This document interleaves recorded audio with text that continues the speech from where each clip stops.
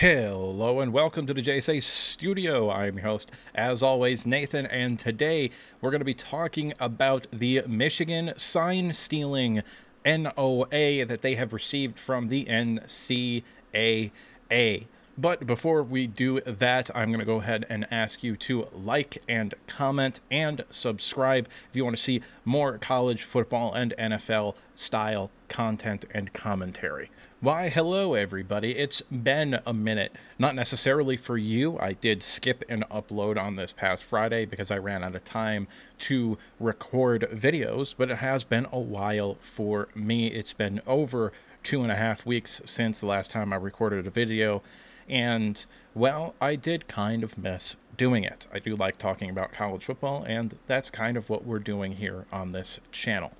Now, today we're going to be talking about Michigan supposedly receiving its notice of allegations from the NCAA and what that means. Now, the NOA, as I will be referring to the notice of allegations throughout this video, I'll be calling it an NOA as opposed to just saying notice of allegations because that's way too long, and NOA is significantly shorter. There has been a variety of opinions from everybody, and I don't particularly care about any of them and what they have to say. Some of them have been well reasoned. You can listen to what Josh Pate said about the situation and about how it's very unlikely that Michigan is going to have a hammer brought down on top of them because of the influence of the Big Ten itself, and also, more importantly, in my opinion, the influence of the big TV networks, of which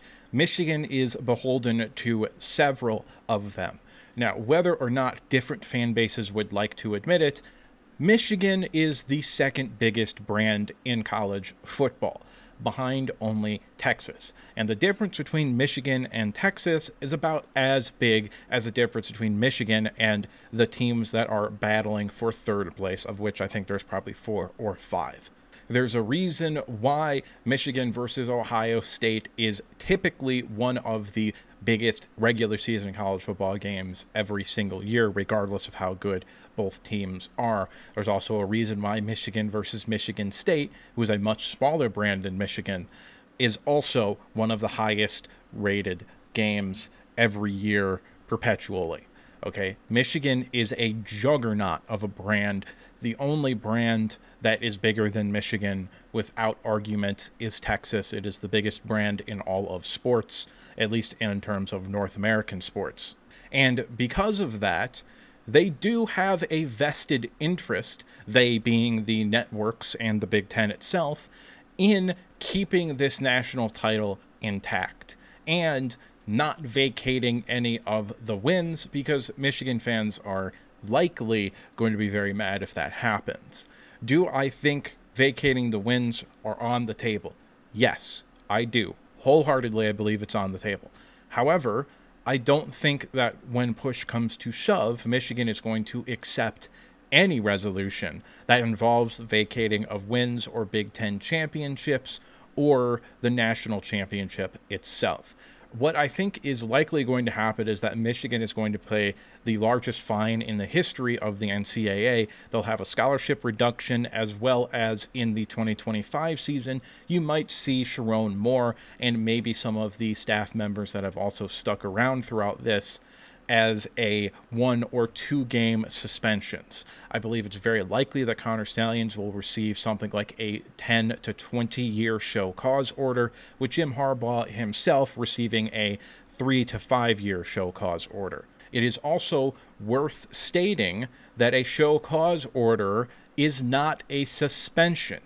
A show cause order, as I understand it, means that if you as a football program wants to hire someone, you have to show cause to the NCAA, meaning you have to prove that that person is worth hiring to the NCAA, and if the NCAA lets you hire them, you then have to accept what is a probationary period for all intents and names for the length of the show cause order even though it's not really a probationary period. It just means that the NCAA is going to keep a closer eye on you, and if you break any rules while you are employing someone with a show cause order, you are probably going to receive the maximum possible punishment. All of that being said, I highly doubt the NCAA is going to exist in its current form in the next 5 years. I think it will likely be torn down into something akin to the College Football Playoff Committee. I think they will likely either merge and completely rewrite the rule books. However, that is still a little bit a ways away from this. I don't believe at this point in time, with all of the information that is available to this, that the Michigan athletic department will accept any punishment that involves the vacation of wins or the vacating of Big Ten titles or the vacating of the national championship. Now, in the last video that I made about this, and I haven't been covering every little twist and turn of this because my opinion in the last video I made about this, which I may or may not link in the description, the opinion that I stated in that video, which was, at the time, I believed that the NCAA was likely going to go after the last 3 seasons of Jim Harbaugh's career and try to get them vacated, and then they would likely compromise into having all of 2022 and the first 7 games of 2024 being vacated for a total of 20 games and 1 Big Ten championship. However, Michigan would retain the national championship and the 2021 season untouched by the NCAA's slimy, grimy, dirty little hands. And the main reason why I no longer believe that to be the case is that Jimmy's gone. Jim Harbaugh is no longer in college football. He will likely never return in a coaching capacity. And the fact of the matter is, and this is a legitimate, real thing, I don't care if you're a fan base from another fan base or whatever. This is a real thing. The NCAA had it out for Jim Harbaugh. The evidence is overwhelming to the point where anyone of sound, rational, unbiased mind would come to the same conclusion that I am coming to. The NCAA did not like Jim Harbaugh. From the moment he got hired in late 2014, Jim Harbaugh had it out for the NCAA and was correct every single time. And the NCAA did not like that. So they went after Jim Harbaugh for the satellite camps. They went after him for buying a recruit a cheeseburger at a fast food restaurant. They went after him for this thing with the sign stealing and all of that, of which he has had no provable knowledge of. And people are going to be trying to using the Connor Stalions Netflix documentary of him getting a game ball that Jim Harbaugh signed saying, like, hey, you're doing a good job stealing signs. They're going to try to use that as an example to go ahead and label Jim Harbaugh as he knew exactly what was going on. No, he didn't. These people are just grasping at straws. If the roles were reversed, I do not believe that Michigan fans would be acting the way that Ohio State fans and Michigan State fans are acting right now. I don't believe it. Now, maybe I'm wrong. I probably am wrong. But at least I can say I certainly wouldn't be acting like this. I've been on record several times that I think the Jim Tressel wins should be given back to Ohio State and restored in the record books.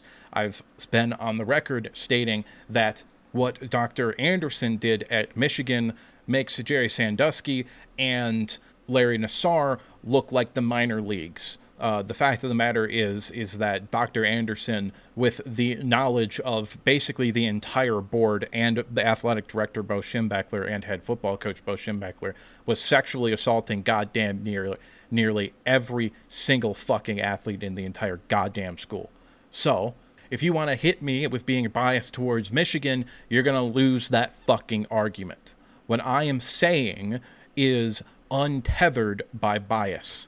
I am not here to stroke Michigan's fans' egos. I am a Michigan fan, but that doesn't mean I'm incapable of being rational. And I don't believe Michigan is going to see any real, tangible sort of punishment for this. Mainly because it's very clear that Connor Stalions acted alone. if you put it together, if you build the psychological profile, then it makes perfect sense. This guy was a Michigan diehard. He was obsessed with the maize and blue. More so, way more so than even the most hardcore fans that you know of. This guy was like legitimately obsessed with the University of Michigan. He was willing to do whatever it took to get on the coaching staff and eventually work his way up to head coach. That was his goal. He wrote a whole goddamn manifesto about it. Okay? This was not someone of sound, rational mind. That is talking about Connor Stalions. And he absolutely, unequivocally acted alone, or at least without the knowledge of the rest of the Michigan recruiting staff or coaching staff or analytic staff. There's no evidence that anybody knew anything about what Connor Stalions was doing. Now, could the notice of allegations, the NOA, come out and then we get access to a fuckload of new information that the NCAA had and we didn't have, and then all of a sudden they've got texts or emails between members of the coaching staff and Connor Stalions and all of this other crap, and prove that everybody else knew about it and it was an open secret? Sure. Is that likely? No, I don't think it's likely. I think the Michigan insiders would be blowing the horn on that and preparing the fan base for the hammer that is going to come. But that is not what the insiders are saying. The insiders, people with actual sources, not me, have been saying that this is not nearly as big of a deal as people are acting like it is, and that the NCAA is likely going to punish Michigan more than they deserve because they've got it out for Michigan and specifically Jim Harbaugh. So, with all that being said, this has kind of just been a rambling video. I don't really have any structure to this. I only made 2 graphics for it because I wanted to upload something today because I didn't upload yesterday on Monday. What I'm talking about here is pretty simple in my mind. I don't think you can make a very good argument that Connor Stalions was doing something so absurdly illegal that the vacation of wins should happen. And I also want to put this on record. If you have a player that is playing and is ineligible, either because they took impermissible benefits or because they aren't eligible academically and it turns out that they shouldn't have been playing, so you got to vacate all those wins, I don't think you should have to vacate shit. If you play the game, the other team can play the game too. So they could have won the goddamn game with or without that player for the most part. And they didn't. So I don't really think you should ever really vacate wins.